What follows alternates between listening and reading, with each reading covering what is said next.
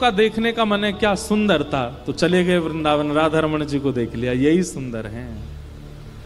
कानों को सुनने का मन है तो आ गए कथा में, कथा सुन ली, यहीं कीर्तन सुन लिया, यहीं भजन सुन लिया, इससे ऊपर कुछ नहीं है। जीव को कुछ चखने का मन है तो पहुंच गए आश्रम में, जाके भंडारा पा लिया, ठाकुर जी का प्रसाद ले लिया, इससे बढ़िया कुछ नहीं है।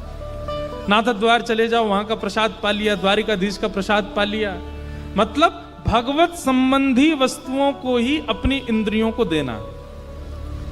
जैसे कई लोग होते हैं वो ब्रांडेड चीज ही देते हैं अपने शरीर को, सिक से लेके नख तक कोई भी ऐसी चीज नहीं आनी चाहिए हमारे शरीर पर जो जिसमें कोई ब्रांड का टैग ना हो। और फिर ऐसे लोगों को बहुत वो माना जाता है आजकल, इन्फ्लुएंसर, ओ भाई ओ, ऐसे परफ्यूम लगाता है, ऐसे कपड़े पहनता है, ऐसे टी शर्ट पहनता है, ऐसी वैष्णव भी बन जाएं। वो सिक से नख तक एक भी सामग्री ऐसी प्रयोग ना करें जो भगवत संबंधी ना हो, सब भगवत संबंधी वस्तुओं का सेवन। जल भी भगवत प्रसाद, अन्न भी भगवत प्रसाद, वस्त्र भी भगवत प्रसाद, तिलक भी भगवत प्रसाद, सब कुछ भगवत प्रसाद। जितेंद्रिय, ये तीन लक्षण जिसमें हैं उसको ठाकुर जी अपना सखा मान लेते हैं, ठाकुर जी अपना सखा बना लेते हैं।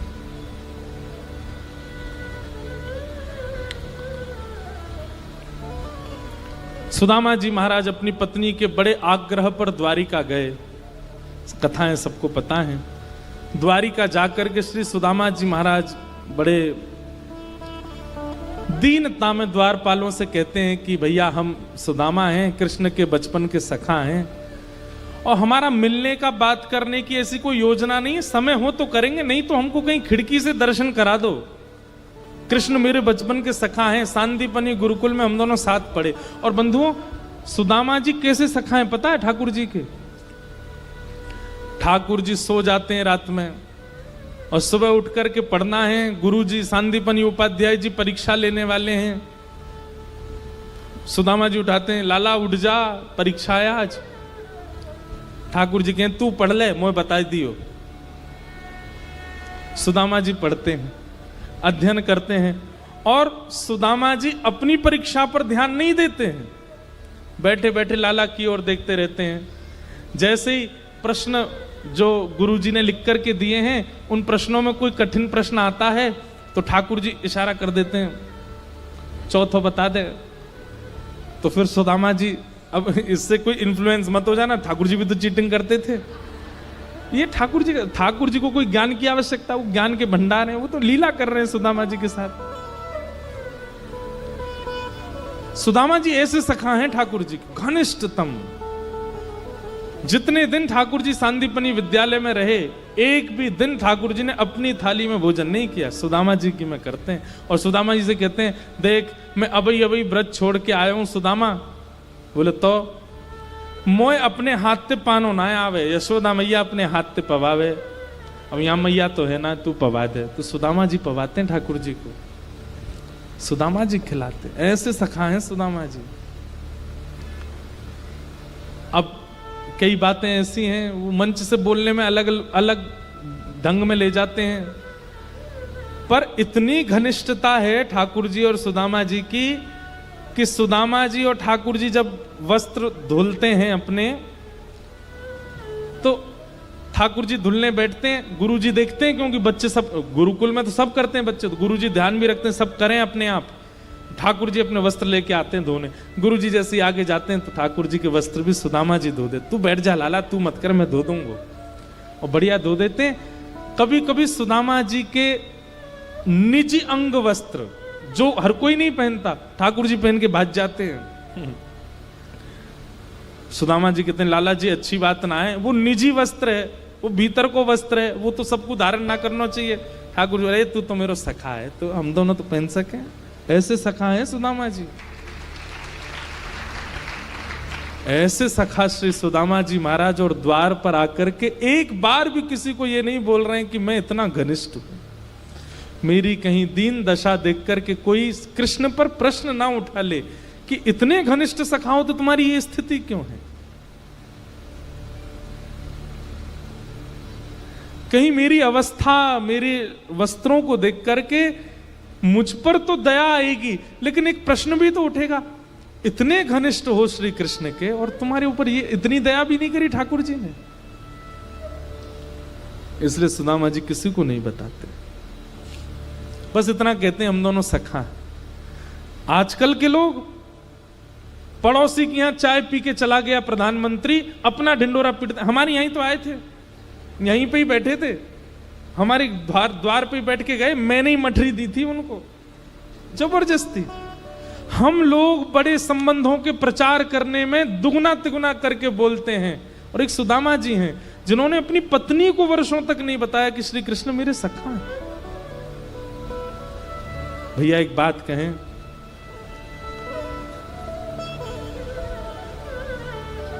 जहां पवित्र संबंध होता है ना, उसका ढिंडोरा नहीं पीटना पड़ता, उसका बहुत प्रचार नहीं करना पड़ता। आजकल बुरा नहीं मानिएगा, प्रचार का जमाना है। आप लोगों से कान पकड़ के क्षमा मांग रहा हूं मैं। हमसे जितने लोग मिलने आते हैं ना, अगर उन सबके फोन बाहर जब्त कर लिए जाएं कि फोटो नहीं खींचना महाराज जी के साथ, आधे तो वहीं से लौट जाएंगे। बिना फोटो के काय को जाना, कोई महाराज जी हमारा कुछ दे रहे हैं, हमें फोटो ही तो चाहिए हमें। प्रचार। और एक सुदामा जी हैं, ऐसे घनिष्ठ सखा हैं श्री कृष्ण के, लेकिन किसी से इसलिए नहीं कहते हैं क्योंकि कहीं ये कोई ये ना सोच ले कि इन पर कृपा नहीं की श्री कृष्ण ने। द्वारपालों से जाकर के कहते हैं,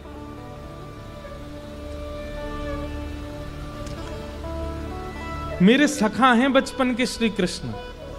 हम दोनों सांदीपनी गुरुकुल में पढ़े थे साथ में, तो द्वारपाल थोड़े से व्यंग में हंस जाते। अच्छा हाँ, आपके संगी पढ़े होंगे ठाकुर जी। सुदामा जी बोले हाँ हम संगी पढ़े थे। मैं मिलने नहीं आया हूं, मैं उनसे कोई बैठ के मुझे वार्ता नहीं करनी है, कोई उनके साथ भोजन प्रसाद कुछ नहीं कर, कुछ देना लेना भी नहीं है। हो जाए तो आप करा देना, नहीं तो कोई खिड़की हो जहां से वो मुझे दिख जाए, मैं देख करके वापस चला जाऊंगा। कहीं कहीं कहते हैं द्वारपालों ने धक्का दे दिया, द्वारपालों ने भगा दिया, ऐसा नहीं हुआ। भगवान के द्वारपाल हैं, वो ऐसा नहीं कर सकते।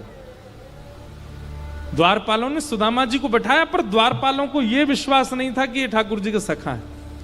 द्वारपाल बोले आप बैठिए, हम देखते हैं कुछ योजना। द्वारपाल भीतर गए, ठाकुर जी प्रसाद पा रहे थे, तो सुदामा जी के सहित कई नगरों के राजा भी आए हुए हैं।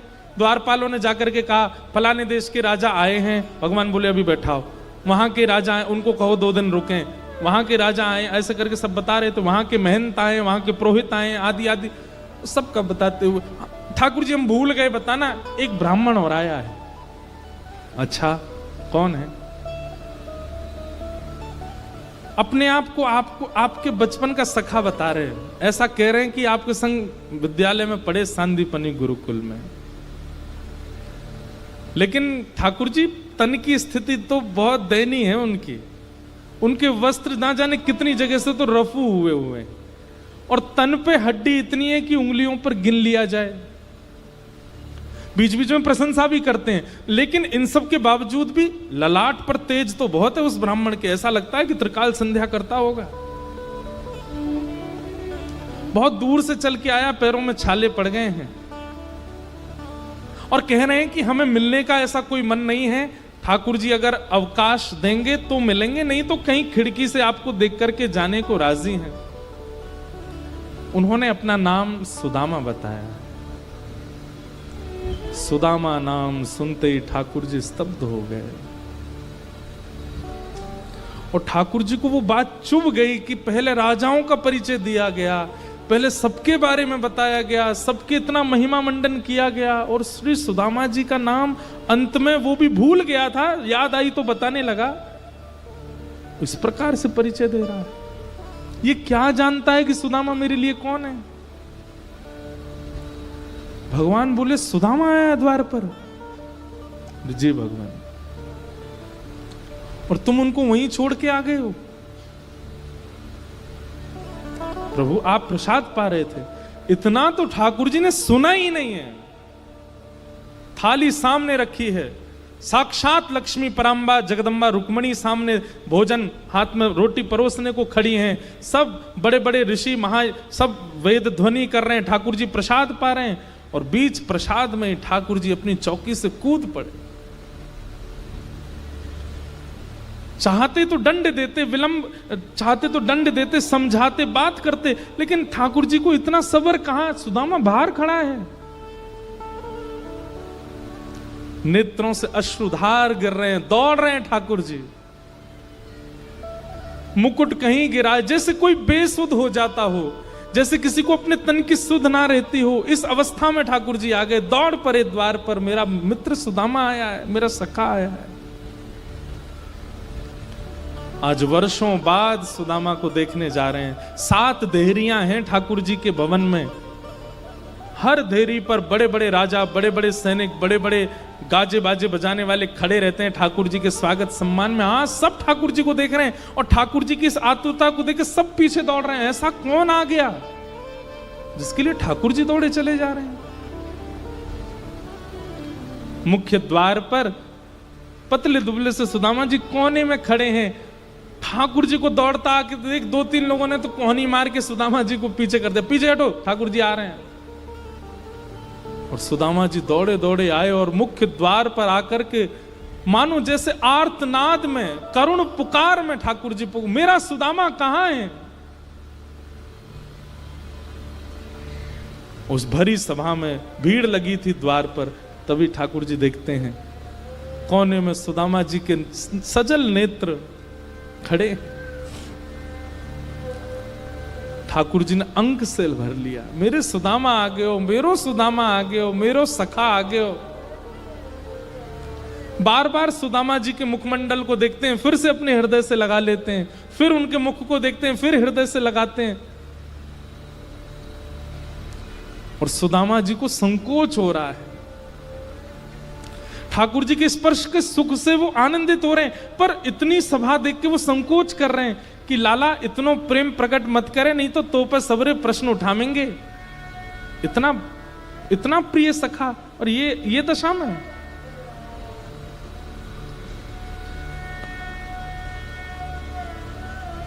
सुदामा जी ने अपने गाल से, अपने अधर से, अपनी नाक से, अपने माथे से सबसे स्पर्श किया सुदामा जी का। अपने नेत्रों के जल से मानो अभिषेक कर दिया सुदामा जी का। बहुत देर हो गई, ठाकुर जी द्वार पे ही बस अंक में भरे भरे खड़े हैं, और जितने लोग वहां खड़े हैं सब देख करके आश्चर्य कर रहे हैं, ये कौन है? भगवान बोले, बड़े दिन में आए सुदामा। अरे देखो द्वारिकावासियों, ये मेरा सखा सुदामा, मेरा प्राण सुदामा है। कभी इसके बारे में तुमने नहीं सुना होगा, ये क्योंकि प्रचार नहीं करता है, आज आया पहली बार द्वारिका। और ठाकुर जी गले में गलवैयां डाल करके सुदामा जी को लेकर के भीतर जा रहे हैं। और बीच बीच में चलते चलते ठाकुर जी को जाने क्या होता है, रोकते, फिर सुदामा को अंक से भर लेते हैं। तुझे इतने दिन में याद आई मेरी, इतने दिन बाद आया तू। मानो आज ठाकुर जी अपना राजकीय स्वरूप भूल गए हों। सुदामा जी को लेकर के अपनी स्वधर्मा सभा में पहुंचे, जहां ब्रह्मादि देवता भी आते हैं, और किसी आसन पर नहीं, किसी सामान्य कुर्सी पर नहीं, किसी सामान्य चौकी पर नहीं, द्वारिका के राज सिंहासन पर ले जाकर के सुदामा जी को बैठा दिया। बैठे हुए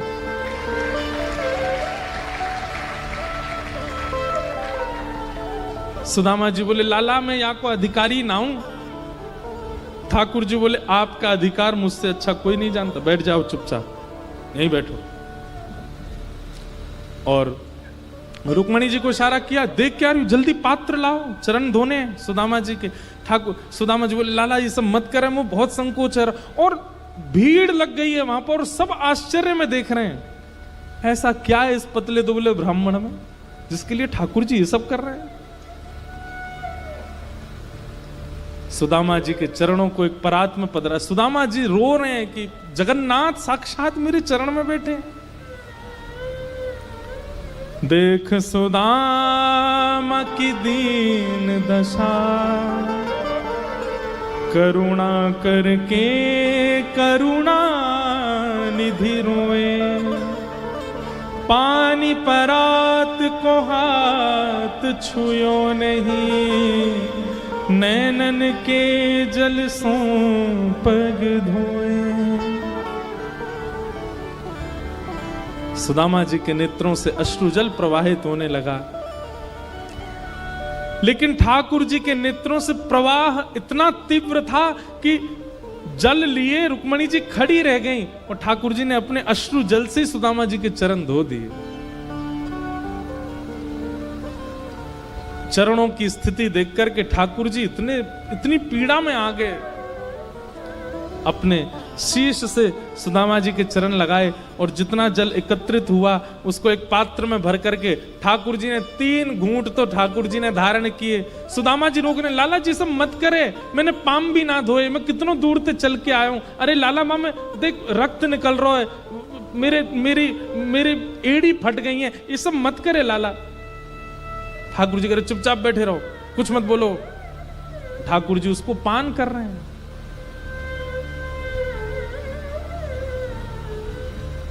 रुक्मणी आदि सब पटरानियों को भगवान ने इशारा किया, सब अंजलि फैला के बैठो और सबको ठाकुर जी देकर के आए, पान करो। अपने महामंत्री को आज्ञा कर दी, ये बचा हुआ जितना जल है इसको पूरी द्वारिका में छिड़काव करवा, एक कोना भी रहना नहीं चाहिए, मेरी द्वारिका आज पवित्र हो जाएगी सुदामा जी के चरण दल से।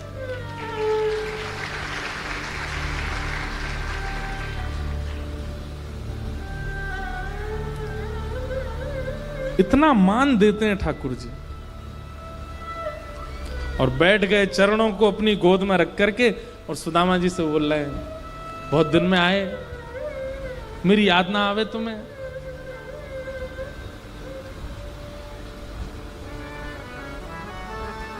सुदामा जी आपको ब्याह है गो?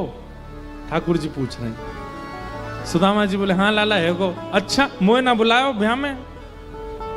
लाला अब तो तू राजा बन गए, तो ये बुलावे को मतलब है तेरे संग में 25-30 तो हाथी आमेंगे, 50-60 घोड़ा आमेंगे, उन पे बैठ के सैनिक आमेंगे और इतने लोगों ने बुला के दावत करानो मेरे बस की बात तो ही नहीं लाला।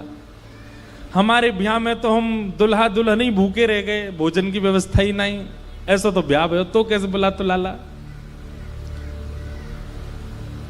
तू बता तेरो ब्याह है गो? ठाकुर जी बोले कोई और बात करते। नहीं नहीं लाला बता तेरो ब्याह ना भयो। अरे जे फिर पास में मंत्री खड़े थे उनसे बोले विद्यालय में मोतियों के तो देखियो सुदामा इतने ब्याह करूंगो कि मेरे नगर में मेरी बहू रहेंगी और कोई ना रहेगो, इतने ब्याह करूंगो। मंत्री आदि बोले तो कर भी लिए हैं इन्होंने। सुदामा भी बोले लाला तेरो ब्याह है गो? बोले हाँ है गो। कहाँ है भाभी? कहाँ है भाभी? थे तो मिलवाने। ठाकुर जी बोले भाभी से मिलोगे? बोले हाँ न मिलवा दे। कहाँ है भाभी? इतनी सारी लुगाई खड़ी है, इनमें तो कौन सी है? बोले बैठो अभी बुलाते हैं। ठाकुर जी ने इशारा किया आओ सब लाइन से प्रणाम करो। मैं रुक्मणी प्रणाम। अच्छा भाभी जी जय, देवी चरसो भाग्यवती रहो। मैं जामवती प्रणाम, देवी चरसो भाग्यवती। मैं सत्यभामा प्रणाम, मैं कालिंदी प्रणाम, चरसो भाग्यवती रहो। मैं मित्रविंदा, मैं लक्ष्मणा, मैं भद्रा, सब प्रणाम करते करते 500 प्रणाम कर गई सुदामा जी को। सुदामा जी धीमे धीमे ऐसे हो गए। लाला लेके तकिया धर दे यहाँ पे नीचे, हाथ धार को मेरो। ठाकुर जी हाथ के नीचे कोनी के नीचे हाथ लगा खड़े हैं, लोग करो प्रणाम दो।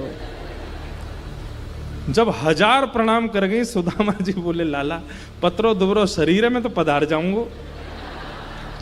अच्छा एक बात बता, ये सब अपनी है? ठाकुर जी बोले अपनी है। कितनी और हैं?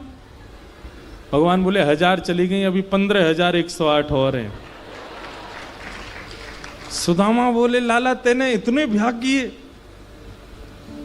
भैया लाला देख मैं तो पत्रोद्भव ब्राह्मण, हार जाऊंगो, मेरे तो शरीर में ताकत ही ना है। एक काम कर, पत्नी 16,108 हैं, पति तो तू ही अकेला है। बोला पति मैं ही हूं, तू प्रणाम कर, मैं तो आशीर्वाद दूं, आजा।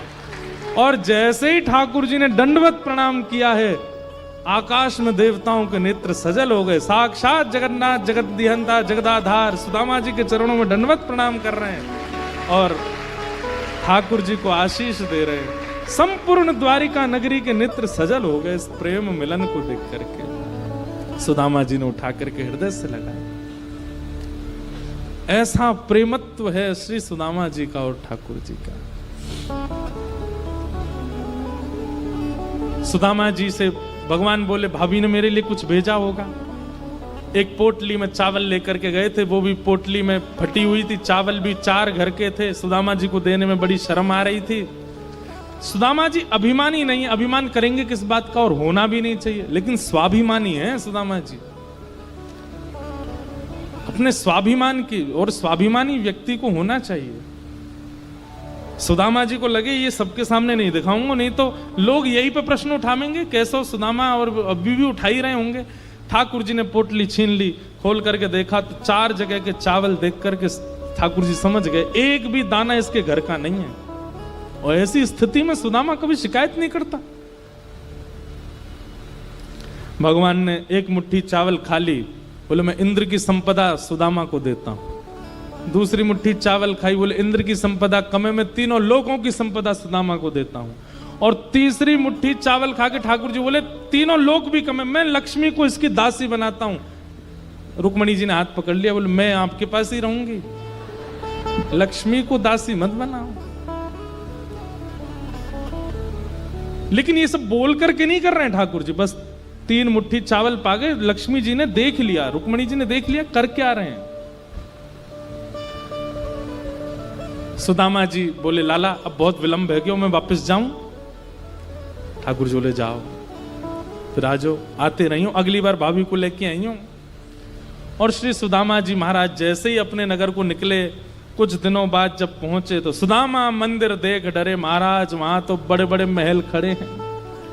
सुदामा जी बोले भैया यहां तो हती मेरी छोटी सी झोपड़िया, कंचन महल खड़े। द्वारपालों से पूछा भैया ये कौन सा नगर है? बोले सुदामा नगरी है। अच्छा, यहां मेरी छोटी सी झोपड़ी थी वो कहां गई? बोले हमको नहीं पता, हमको तो बने बनाए महल मिले, हम तो बाद में ड्यूटी पे आए हैं यहाँ पे। अच्छा, इस भवन में यहाँ के मालिक जो होंगे उन्होंने मेरी कुटिया कहीं कर दी होगी, उनसे पूछ लो कहाँ हैं। और हमारे मालिक तो द्वारिका गए हैं। सुदामा जी बोले ऐसा क्यों लग रहा है ये मैं ही हूं? अरे नहीं नहीं हम नहीं है, श्री कन्हैया ने तो बताओ हमारी धोती ना बदली, जा में गए वही में आ गए, का देखो। अच्छा, उनकी पत्नी तो होंगी सुशीला। सुदामा जी बोले अगर हमारी पतली दुबली फटी सी साड़ी में पत्नी होगी तो समझ जाएंगे ये हम ही हैं, नहीं तो चले जाएंगे। लेकिन जब जब आवे संतोष घन, सब धन धूर समान। जब संतोष जीवन में आना, एक बात आपको बहुत गूढ़ता बताएं, व्यक्ति धनवान होने के बाद आप देखेंगे उसके गाल फूलने लगते हैं, थोड़ा मोटापा आने लगता है, थोड़ा सा वो पहले से हेल्दी होने लगता है। क्यों? रोटी खाता है, दाल चावल खाता है, पहले से अधिक खाता है, इसलिए नहीं, क्योंकि वो प्रसन्न रहने लगता है। और प्रसन्न जब व्यक्ति रहता है ना तो एक रोटी भी फलती है उसको। और अप्रसन्न व्यक्ति, हमारे संग इतने कई सारे लोग रहते हैं पतरे दुबरे, 20-20 रोटी खाते हैं, कुछ नहीं होता उनको, अप्रसन्न रहते हैं। और प्रसन्नता जैसी बढ़ती है तो शरीर में लगने लगता है सब माल। सुदामा जी की पत्नी अब थोड़ी सी भारी हो गई थी, और नई साड़ी और बढ़िया सुंदर बन के जैसे ही बाहर आने लगे, सुदामा जी देख करके बोले सुशीला। सुदामा जी बोले जे नहीं है भैया, हमारी तो पतरी दुबरी सी कहां पर जा रहे हैं। जैसे ही जाने लगे पीछे से ठाकुर जी की आवाज, सुदामा जी। पीछे मुड़ करके देखा तो सुशीला के गले में गलवैया डाल के द्वारिकाधीश वहीं खड़े हैं। सुदामा जी बोले लाला जी तेने कहा कियो?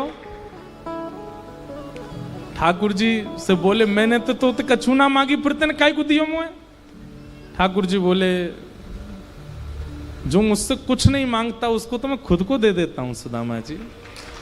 आप कैसी बात कर रहे हैं, और आप मेरे परम सखा सुदामा हैं। अब ये महल संपत्ति, इनसे ये मत सोचिएगा कि आपका भजन घटेगा। मैं एक रूप से द्वारिका में हूं, एक रूप से आपके पास ही रहूंगा, आप सदा आपके संग ही रहूंगा, आप यहीं रहो। और श्री सुदामा जी को लेकर के ठाकुर जी भीतर प्रवेश, ठाकुर जी अंतरंग भाव से सुदामा जी के भवन में ही रहने लगे, एक रूप से द्वारिका में लीला कर रहे हैं। ऐसे ठाकुर जी ने सुदामा जी पर अनुग्रह किया। बोलो भक्त वत्सल भगवान की। जिसको तेरा भरोसा, जिसको तेरा सहारा, जिसको तेरा भरोसा, जिसको तेरा सहारा, जिसको तेरा भरोसा, जिसको तेरा सहारा, जिसको तेरा भरोसा, जिसको तेरा सहारा, मझधार क्या करेगा, मझधार ही किनारा, मझधार क्या करेगा, मझधार ही किनारा। तेरी कृपा से भगवन भक्तों की नाव चलती, तेरी कृपा से भक्तों की नाव चलती, तूफान आंधियों में उनको भी राह मिलती, तूफान आंधियों में उनको भी राह मिलती। तैयार तू है हरदम, तैयार तू है हरदम, जब भी तुझे पुकारा, तैयार तू है हरदम, जब भी तुम्हें पुकारा, जिसको तेरा भरोसा, जिसको तेरा सहारा, जिसको तेरा भरोसा, जिसको तेरा सहारा,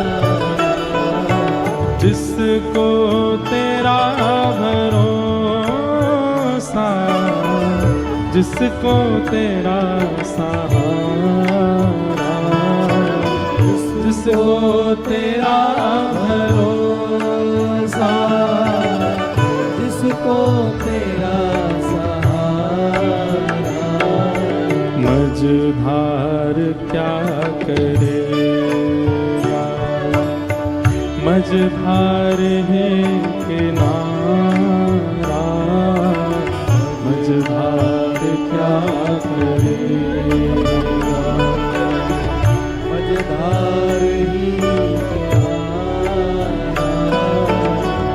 होठों पे नाम तेरा, दिल में उमंग तेरी, होठों पे नाम तेरा, दिल में उमंग तेरी, अलमस्त सार हूँ मैं, छाई तरंग तेरी, अलमस्त सार हूँ मैं, छाई तरंग तेरी, रोशन है काली रात, पाकर तेरा सहारा